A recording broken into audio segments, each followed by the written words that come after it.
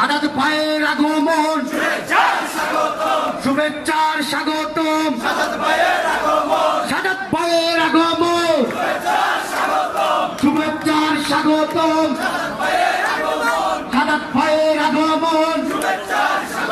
আমাদের মাঝে উপস্থিত হয়েছেন বকর ভাই, আমাদের মাঝে উপস্থিত হয়েছেন চট্টগ্রাম মহানগর বিএনপির সাবেক সফল সভাপতি, সাবেক আহ্বায়ক, গণমানুষের নেতা, চট্টগ্রাম সিটি কর্পোরেশনের নবনির্বাচিত মেয়র জননেতা জনাব ডাক্তার সাদাত হোসেন ভাই আমাদের মাঝে উপস্থিত হয়েছেন। চট্টগ্রাম মহানগর বিএনপির ৭১-এর মুক্তিযুদ্ধে স্বাধীনতার ঘোষণা দিয়ে দেশকে স্বাধীন করেছেন। ৭৫-এর পরবর্তীতে বিপ্লব সংহতি দিবসের মাধ্যমে উনি দেশকে বাঁচিয়েছেন। দেশের একটি ধারা যখন অন্যদিকে যাচ্ছিল সেখানে উনি দেশকে একটা স্বাধীনতাকালীন একটা সার্বভৌমত্বের দিকে সেটা নিয়ে গেছেন, না হয় দেশ অন্যদিকে ধাবিত।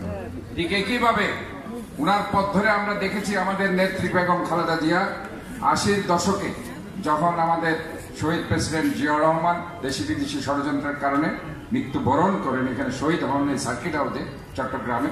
তারপরে আমাদের নেত্রী গৃহবধূ থেকে অসম সাহসিকতার সাথে নেতৃত্ব দিয়ে সেদিন স্বৈরাচার এরশাদ বিরোধী আন্দোলনের নেতৃত্ব দিয়ে জাতীয়তাবাদী ছাত্র দলকে সারা বাংলাদেশে একটি মডেল হিসাবে চিহ্নিত করে এই জাতীয়তাবাদী ছাত্র দলের মাধ্যমে ৯০-এর স্বৈরাচার বিরোধী আন্দোলনের নেতৃত্ব দিয়ে সেদিন উনি বাংলাদেশের প্রথম মহিলা প্রধানমন্ত্রী হয়েছেন। শুধু তাই নয়, যখন -2 ফর্মুলা হয় ২০০৭ সালে, ঠিক একই সময় উনি দেশকে, দেখুন ওই শেখ হাসিনা যখন পালিয়ে গিয়েছিল উনি পালিয়ে যাননি। উনি বলেছেন এই দেশ থেকে আমি যাব না, প্রয়োজনে আমি মৃত্যুবরণ করব, কিন্তু এই দেশের মাটি এবং মানুষকে ফেলে আমি দেশের বাইরে যাব না, কোনো চিকিৎসা আমার দরকার নেই। আজকে ঠিক যখন এই ২৪-এর গণ আন্দোলন এবং এই গত ১৬টি বছর যে আন্দোলন হয়েছে, সে একই জিয়া পরিবারের আরেকজন সৈনিক আমাদের দেশ নায়ক তারেক রহমান যেভাবে নেতৃত্ব দিয়েছেন, দেশের বাইরে থেকে সারা বাংলাদেশের মানুষ মৌলিক অধিকার, গণতান্ত্রিক অধিকার রক্ষার সংগ্রামে রাজপথে উজ্জীবিত ছিল এবং সেখানে সবচেয়ে বেশি ভূমিকা পালন করেছে বাংলাদেশ জাতীয়তাবাদী দলের সর্বস্তরের নেতা কর্মীরা। সেখানে তাদের ত্যাগ মহিমায় ভাস্বর, কারণ গুম, গুপ্ত হত্যা, নির্যাতন, মামলা হামলায় তারা ছিল নির্যাতিত। এর পরবর্তীতে যখন ২৪-এর যে গণ অভ্যুত্থান, সেখানে আমরা দেখেছি ডে 1 থেকে যেভাবে তারেক রহমান নেতৃত্ব দিয়েছে, তারই সফল অভ্যুত্থান হয়েছে ৫ই আগস্ট ২০২৪। কাজে আমরা মনে করি যেখানে ক্রাইসিস হয়েছে বাংলাদেশে, সেখানে জিয়া পরিবার সেখানে ভূমিকা পালন করেছে। আজকে জাতীয়তাবাদী যুবদলকে বলতে চাই, অনেক অনুপ্রবেশকারী আসবে, চিহ্নিত করুন। তারা বক্তব্যটা শুনো, তারা ছাত্রলীগের দোসর ছিল কিনা, ছাত্রলীগ করতে কিনা, সন্ত্রাসী ছিল। আর যদি সবাইকে আপনারা বের করে দেন হাইব্রিড বলে, যারা ছাত্রলীগ করতো না কিংবা বিএনপিকে ধারণ করেছে, বিএনপিকে, কারণ সবাই তো আর যুদ্ধে যায় না, কিছু আছে সাপোর্ট করে, কারণ অনেকে ভয় পায়, তারা দূর থেকে বিএনপি মঙ্গল কামনা করে, সমর্থন করে। তারা যখন একটা সুসময় আসে তারাও আসতে চায়, কিন্তু তাদেরকে আপনারা ঠেলে দিবেন না, কারণ তারাও তো আল্লাহর কাছে দোয়া করেছে যে বিএনপি ক্ষমতায় আসে। ওই জিনিসটা কিন্তু আপনাদেরকে চিহ্নিত করতে হবে, কারা ছাত্রলীগের দোষর ছিল, যুবলীগের দোষর ছিল, কারা আপনাদের বিরুদ্ধে মামলা দিয়েছে, সন্ত্রাসী করেছে। এরা একটা গ্রুপ, আরেকটা গ্রুপ যারা আসছে তারা হয়তো বিএনপিকে ভালোবাসত, হয়তো বিভিন্ন কারণে তারা আসতে পারেনি। সেই গ্রুপ থেকে আপনারা দূরে ঠেলে দিবেন না, তাদেরকে মমতায় স্নেহে জড়িয়ে ধরবেন, কারণ যুদ্ধে অনেকে যুদ্ধে যায় কিন্তু অনেকে আবার ভয় পায়, কিন্তু তারাও চায় যে যুদ্ধে আমরা জিতব। কাজে আমি মনে করি সব ব্যাপার মিলিয়ে আমাদের একটা ঐক্যের প্রয়োজন আছে। এই ঐক্য ছাড়া কখনো আপনি যুদ্ধে জয়লাভ করতে পারবেন না, কারণ এখনো কোনো নির্বাচন হয়নি, অনেক চ্যালেঞ্জ সামনে। ইভেন নির্বাচন যাতে দেরিতে হয় সেটাও একটা ষড়যন্ত্র আছে। কাজে আপনাদেরকে চোখ কান খোলা রাখতে হবে।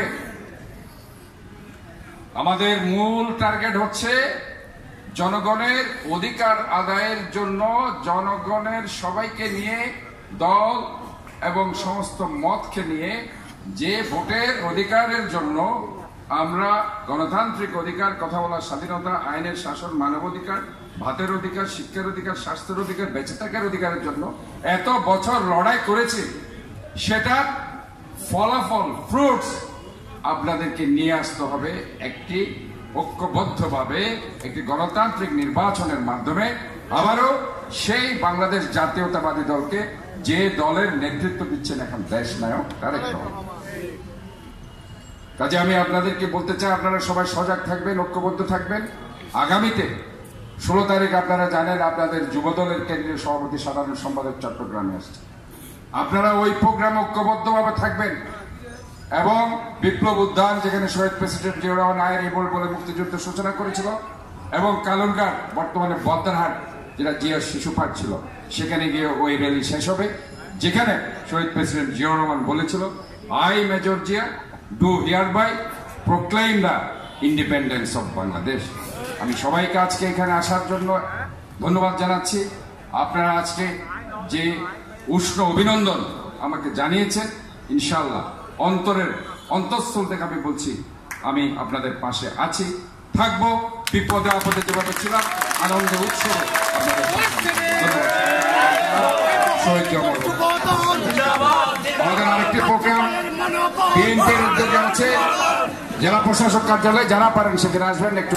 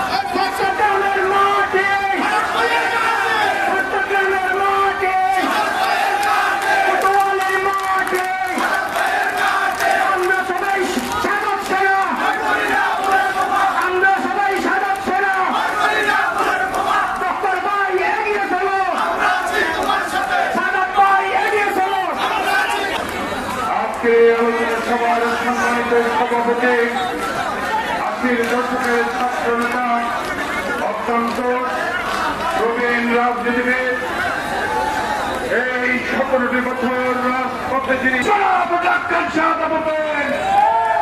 আজকের অনুষ্ঠানের প্রধান বক্তা, বীর চোটলার আরেক সিংহ পুরুষ, বারবার কারাগারে নির্যাতিত নেতা, চট্টগ্রাম মহানগর বিএনপির সাবেক সফল সাধারণ সম্পাদক, ৭৪ সালের ২৬ মার্চ জাতির ক্রান্তিকারের এই চট্টগ্রাম থেকে শহীদ জন্য স্বাধীনতা ঘোষণা করেছিলেন। সে ৭ই নভেম্বরে এই বাংলাদেশের মানুষকে বন্দিদশা থেকে মুক্ত হয়ে বাংলাদেশকে আরেকটি মার্কিক স্থিতিশীলতা দিয়েছিলেন। বন্ধুরা, ৭ই নভেম্বরকে ১৭টি বছর বিকৃত করা হচ্ছে।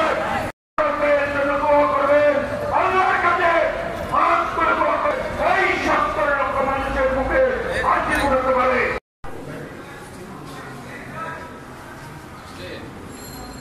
ঠিক আছে।